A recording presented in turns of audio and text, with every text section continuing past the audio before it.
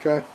So thank you guys for coming today and listening to my presentation. I'm doing a presentation today on celiac disease. As many of you know, this is a newer diagnosis that I've received, and you may have noticed that there's been some changes going on in my body. Like I've lost 20 pounds in the last month, or when I was eating gluten foods, I would blow up, my abdomen would blow up and swell like I was 9 months pregnant.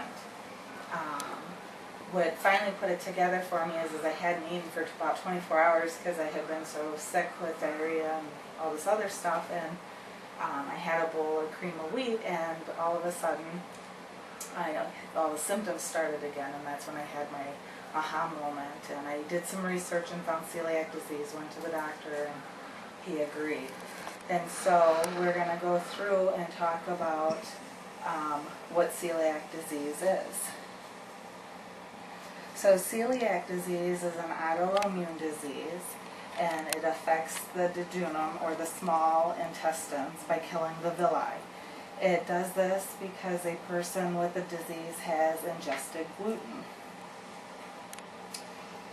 Gluten is a common protein found in grains. It's in wheat, rye, barley, and this one here, which is a hybrid of wheat and rye.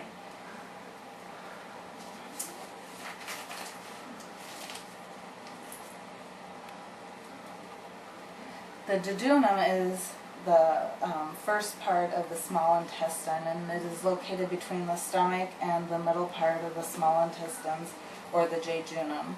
And after food is ingested in the stomach, it is mixed with the acid, and then it's dumped into the jejunum, where it is mixed with bile and with the from the gallbladder, and then the digestive juices and the pancreas continue to work on it. This is also where the main absorption of all your vitamins, your nutrients, and your proteins come from. The problem with this is the gluten kills the villi, so you end up not, even though you're eating, you're not actually absorbing anything. It's just going right through your system because there's no way of actually absorbing things. So this slides here are just showing you where it is in your body that I'm talking about, because sometimes it's kind of hard to imagine where everything is. And so if you look here, this is the stomach, and so the duodenum is the part that comes right off of the stomach, and then it goes into the small intestines. And then this is just another picture of the same thing.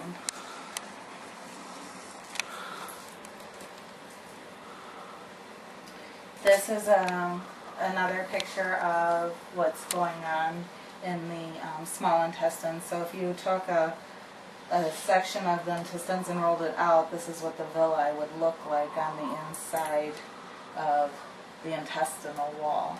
And so these are how all of your nutrients are absorbed, and when gluten is ingested, it kills those off. How celiac disease is diagnosed are several different ways. Biopsy by far is the gold standard, where they'll go in and they'll take little snippets of your intestinal wall, and they'll see if you have it that those are dead. And labs, there's certain labs that they can draw that can also kind of give you an idea, but a lot of them have false positives and false negatives, so they don't rely on those as much. And a lot of doctors will also go by symptomology, just meaning that you present and you have all the kind of signs and symptoms, and you start avoiding and you get better. And so then they'll go by that diagnosis as well. Who gets celiac disease? 1 in 133 people will actually have this disease. It affects more women than men, and old and young alike, and the mean age diagnosis is the mid-40s. Signs and symptoms of celiac disease are listed there for us. One of the things that I had was the reoccurring bloating. There's also gas, abdominal pain, I would have very severe abdominal pains. It was like labor all over again. And so